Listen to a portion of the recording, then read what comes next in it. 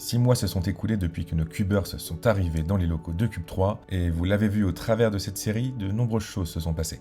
Nos Cubers ont pu évoluer, grandir au travers des ateliers qu'ils ont pu suivre au sein de Cube3, mais également grâce à leur force, leur courage et leur détermination pour aller lever des fonds, développer leur business, développer de nouvelles solutions afin de répondre à des vrais use cases dans le Web3. Ils ont pu en apprendre plus sur des notions telles que la réglementation, la propriété intellectuelle, le chemin à parcourir pour devenir PSAN. Pour certains, toutes ces notions étaient abstraites ou lointaines, mais ils ont pu s'y confronter et appliquer une réflexion profonde par rapport à leur projet grâce à tous ces ateliers. Aujourd'hui, nous allons faire un petit bilan de leur aventure au sein de Cube3. Pour cela, les Cubers vont pitcher leur projet devant un public de partenaires financiers, de banquiers, de VCs et de business angels, pour présenter leurs ambitions, leurs avancées et leurs futurs projets, et nous montrer leur évolution au sein de Cube3. Cube3, c'est un incubateur et accélérateur spécialisé dans le milieu de l'innovation et plus particulièrement du Web3 qui a pour mission d'accompagner des créateurs d'entreprises à différents stades de maturité vers leur réussite. En 3 mots, structurer, financer et propulser la prochaine génération d'entrepreneurs du secteur. Durant toute la première année, une équipe de tournage documentera ces avancées et les challenges depuis Cube3 et c'est ce que vous êtes en train de regarder. Vous y verrez les bons, les mauvais moments, les périodes de doute, de certitude, les craintes et les périodes de joie de nos Cubers qui sont en somme l'entrepreneuriat du quotidien. Vous verrez comment on lève des fonds, comment valoriser une entreprise, les risques de se lancer dans le monde de l'entrepreneuriat et de l'innovation. Vous verrez tout ça et vous verrez aussi que nos Cubers ne sont pas seuls dans cette aventure. Et c'est aussi ce passage de témoin entre entrepreneurs historiques et nouveaux que vous découvrirez 2 fois par mois dans cette série Build in Public qui montre les coulisses de l'entrepreneuriat et les secrets du Web3.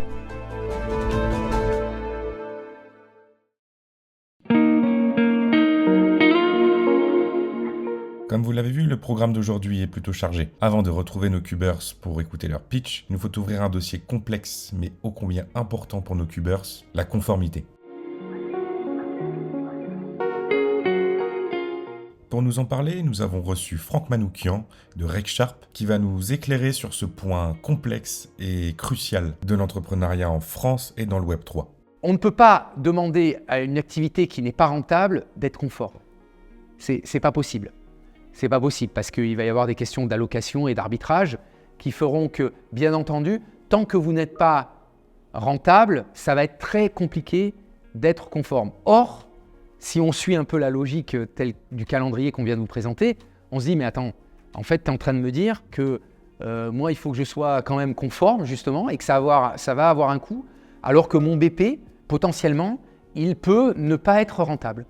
Donc c'est là où cet exercice est très important aussi. Bonjour, je suis Franck Manoukian, Chief of Staff chez RegSharp. RegSharp est un cabinet de conseil en conformité réglementaire qui accompagne aujourd'hui les fintechs et d'une manière générale les startups qui agissent dans les domaines financiers auprès des régulateurs et autorités de supervision en France et en Europe pour l'obtention de leurs agréments quand ils sont nécessaires à l'exercice de leurs activités. Qu'est-ce que la conformité? Alors conformité, complairait et compliance, en fait ça a été très bien décliné ensuite en anglais, dont la forme est en accord avec. Donc c'est véritablement plairait être en accord avec et donc s'assurer que dans votre organisation, l'ensemble des lois en vigueur sont observées bien entendu et sont respectées. Quand il s'agit en France et en Europe de manipuler l'information financière et plus généralement la donnée financière, c'est un cadre qui est très strict puisque ça veut dire que vous agissez pour le compte de tiers dans la manipulation de son information qui est considérée comme privée ou dans la manipulation de ses flux financiers, donc pour compte de tiers. Le dispositif réglementaire, c'est ni plus ni moins qu'un programme à suivre du dirigeant effectif qui a une responsabilité juridique jusqu'à l'ensemble des personnes qui sont du CTO aux simples interlocuteurs que tu peux avoir dans une entrée en relation dans ton business model, doivent être impliqués et formés à ce dispositif et à ce programme. Aujourd'hui, nous avons développé une véritable expertise et pratique autour de ces agréments dits de services financiers et en particulier avec le développement récent, d'abord la loi Pacte en France et puis plus largement aujourd'hui le règlement MiCA qui entre en vigueur à partir de 2025. Donc nous les aidons à évidemment comprendre sur quelle portée il y a véritablement un croisement avec la réglementation et comment est-ce que ces nouveaux acteurs, dans la maturité de leur projet, doivent bien entendu se mettre en conformité avec les exigences de la réglementation. Donc encore une fois, un premier élément d'analyse ici, c'est véritablement de se poser la question si nous tombons sous le coup de la manipulation de l'actif numérique. Parce que nous pouvons être dans le Web 3, mais en réalité, et ce n'est pas des spécialistes comme vous que je vais l'apprendre, on n'est pas nécessairement dans un environnement purement actif numérique, blockchain. Donc, se poser véritablement la question de qu'est-ce qu'un actif numérique, c'est ce que qualifie la loi, dont le sous-jacent serait potentiellement un instrument financier, dont la valeur varie et qui donc, soit par la rareté, soit par la demande, l'offre et la demande, et qui donc ne tombe pas sous la qualification d'actif numérique. Donc, on est là pour aider cet écosystème, alors pas seulement de manière, je dirais, en conseil auprès de chacun de ces acteurs, mais aussi comme on le fait aujourd'hui, à travers nos interventions chez des incubateurs, chez des accélérateurs, Cube3 un très bon exemple auquel nous sommes fiers de participer, et également d'apporter notre expertise de cabinet de conseil, RecSharp, pour l'écosystème en tant que partie prenante de cet écosystème et pour en porter la voix avec l'ensemble des acteurs auprès du régulateur. Donc, c'est vraiment avoir un mindset au-delà de je fournis un service d'échange de crypto. Oui, c'est juste un wallet. C'est pas que. C'est aussi parce que je suis dans un cadre régulé et que je vais aller externaliser certaines ressources qui sont elles-mêmes sous la lumière d'exigences réglementaires et donc à ce titre sont des prestataires de services essentiels externalisés. Il n'en demeure pas moins que la conformité va vous donner finalement la possibilité d'atteindre et d'avoir un reach juste par le tampon. Et ça c'est vraiment notre discours. C'est vraiment de dire, oui, ok, on est conscient qu'on vous rajoute des coûts, mais à nous de faire en sorte que ces coûts-là soient transformables pour votre business model. La réglementation, c'est le passage de l'état du Far West dans un état de normes qui seront surtout égales, équitables pour l'ensemble de l'écosystème. Et c'est vraiment ce sur quoi nous souhaitons attirer la lumière. C'est qu'on ne peut pas parler aujourd'hui de mass adoption, on ne peut pas parler véritablement de transformation d'un écosystème en une industrie sans avoir un minimum de normes et de règles qui vont régir de manière équilibrée, de manière proportionnée et de manière progressive un écosystème pour qu'il soit bien entendu assujetti de la même manière, sans concurrence déloyale, mais au contraire une concurrence saine et profitable à l'ensemble de l'écosystème. Grâce à l'intervention de Franck, Nocubers possède maintenant de nombreuses notions en conformité, des notions déterminantes pour bien créer leur entreprise et être dans les règles afin de pouvoir évoluer en toute sérénité. Pour illustrer un cas pratique, nous avons reçu Faustine Fleuret, présidente de l'ADAN, qui nous a parlé de la loi influenceur. Le problème de la loi influenceur, c'est que c'était une loi beaucoup plus large que seulement Web3 et que le sujet crypto en était un parmi beaucoup d'autres et qu'en fait, malheureusement, les dérives qui se passent dans l'ensemble du monde de l'influence impactaient l'ensemble des débats, tous plus spécifiques les uns que les autres, le dropshipping, les cryptos, etc. Cette loi, elle est sortie juste après les débats sur l'enregistrement renforcé des PSAN, donc où on a eu cette victoire de ne pas avoir d'agrément obligatoire. Il faut que le secteur puisse toujours parler unanimement d'une voie positive, et y compris quand ça ne concerne pas forcément directement leurs propres activités. Et parce que MiCA, l'objectif, c'est un encadrement des intermédiaires de marché. C'est pas un encadrement de la finance par les cryptos, parce qu'effectivement la DeFi c'est de la finance par les cryptos, mais MiCA, c'est pour ça que ça s'appelle Markets in Crypto Assets, c'est vraiment les acteurs de marché, donc c'est les intermédiaires. Donc MiCA se voulait encadrer les intermédiaires. Et on est aussi là pour garantir, il faut que la loi elle aille aussi à tous les plus petits.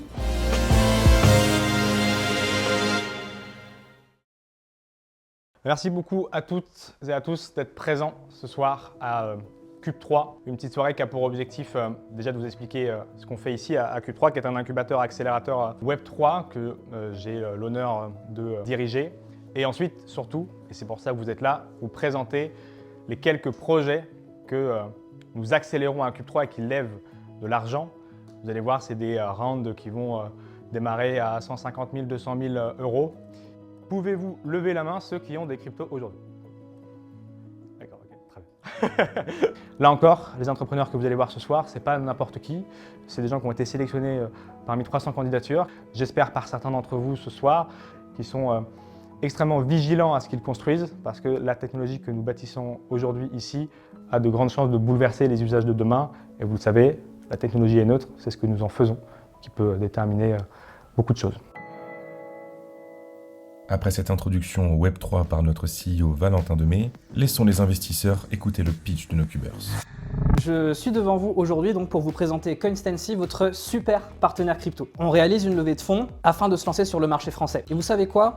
Je vais vous présenter notre entreprise. Lorsque les investisseurs et les investisseuses crypto souhaitent dynamiser un portefeuille, ils doivent sortir des plateformes centralisées, se créer un portefeuille crypto et apprendre à utiliser les outils financiers traditionnels accessibles à tous et sans intermédiaire, la finance décentralisée. Ce processus, en général, est laborieux et compliqué à appréhender par ces investisseurs et investisseuses entre les arnaques et les autres risques associés. Notre mission avec Coinstancy, c'est de sécuriser et de simplifier l'accès à la finance décentralisée pour tous en proposant une solution simple. Moi, c'est Oscar Dumont, je suis CEO et cofondateur de l'application Dogo. On fait de la tokenisation d'énergie verte. Donc concrètement, on met en place une plateforme qui tourne sur la blockchain pour que les développeurs dans l'énergie renouvelable puissent se financer en direct auprès d'investisseurs professionnels. Problématique donc, que tout le monde connaît, c'est le financement de la transition énergétique. Il faut investir massivement jusqu'à 2030 et au-delà. Et aujourd'hui, on va s'attaquer à une problématique concrète, c'est le financement des parcs d'énergie solaire et éolien sur tout le territoire européen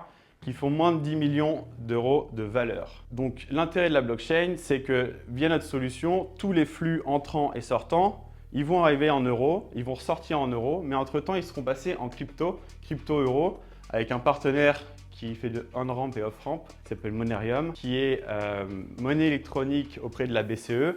Vos cryptos qui valent 1 euro, elles sont garanties par la BCE. 2000 milliards par an, c'est l'investissement mondial qu'il faut faire pour réussir la transition d'ici 2030. Le marché adressable européen, et on estime à 5% du marché adressable européen ce qu'on peut adresser avec nos technologies blockchain sur les actifs de plus petite taille. Ça représente 21 milliards d'euros d'investissement par an. Donc bonsoir à tous, moi c'est François et je suis très content de vous présenter le projet Nemeos. En un mot, qu'est-ce que c'est Nemeos? On est le Cofidis du Web3. Donc on va permettre de faire du crédit à la consommation ou du paiement fractionné pour des objets du Web3. On utilise la technologie blockchain, donc ça va nous permettre de faire des crédits différemment, de façon plus efficiente, plus transparente. Par rapport à un Cofidis, on va uniquement viser des objets digitaux, des actifs digitaux. Et qu'est-ce qu'on entend par actifs digitaux? On entend deux choses, des NFT, donc ça va être par exemple des objets de jeux vidéo qui vont être représentés par un NFT certifié dans la blockchain. Le marché aujourd'hui des objets digitaux de jeux vidéo, c'est 70 milliards. Le deuxième marché qu'on va adresser dans les actifs digitaux, ça va être les actifs digitaux tokenisés, des actifs réels qui sont codés dans la blockchain et qui circulent sur des titres sur la blockchain, comme par exemple des titres de dette de Dogo ou des images de montres tokenisées d'Arthur. Quand je suis arrivé dans le Web3, je me suis rendu compte que aujourd'hui, le mode de consommation, le mode d'achat dans le Web3, l'expérience utilisateur est très mauvaise, très rudimentaire. C'est-à-dire qu'aujourd'hui, quand un utilisateur veut acquérir un fameux actif digital, en fait, il a deux options. Soit il l'achète directement parce qu'il a les fonds, soit s'il n'a pas les fonds, il faut qu'il aille sur une obscure plateforme non régulée pour faire du trading à effet de levier en peer-to-peer. Enfin bon bref, quelque chose d'assez compliqué et de pas du tout facile d'accès. Donc ce qu'on a développé, c'est un protocole de finance décentralisée qui permet à n'importe qui, n'importe où, d'acheter un actif digital à crédit. Alors bonjour à tous, Mathias Vallée, CEO de Refidi Capital. Rendre accessible l'investissement en cryptoactifs pour tous et surtout de manière pilotée, sécurisée et adaptée à l'ensemble de tous les profils. 3 gros enjeux pour la plupart des Français. Que ce soit la volatilité, que ce soit la sécurité ou encore que ce soit le trop gros nombre de cryptos qui en fait entraîne un manque de temps nécessaire pour les personnes de se former. Refidi Capital répond à ça par 3 choses également. De la gestion pilotée, c'est-à-dire une délégation totale des actifs du client à Refidi Capital qui s'occupe sans effort de ses actifs, lui permettant d'avoir la meilleure stratégie possible. On ne peut pas s'exposer réellement à ce marché-là. On va laisser couler, on va subir le marché et donc ça pour nous, c'est indispensable pour nos clients. Et enfin, gestion des risques. Refidi Capital va être exactement au même niveau de sécurité qu'une banque en utilisant des technologies institutionnelles en termes de sécurité pour les actifs de ses clients.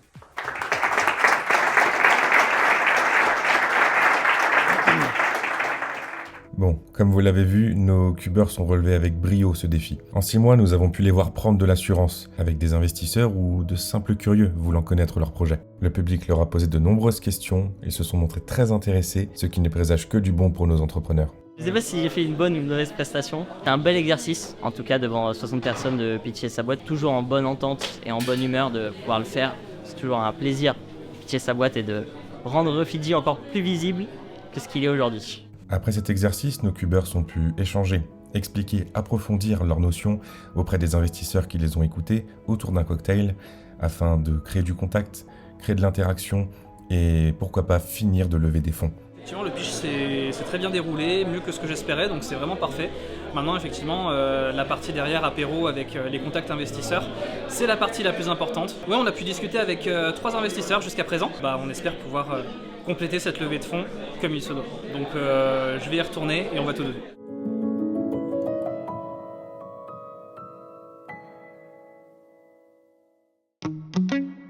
Vous l'avez vu en regardant cet épisode ainsi que ceux des semaines passées, nos cubeurs en ont vu des choses. Les nombreux ateliers leur ont permis d'acquérir de nombreuses compétences dans la création de leur business ainsi que dans leurs solutions pour les appliquer dans le monde complexe qui est le Web 3.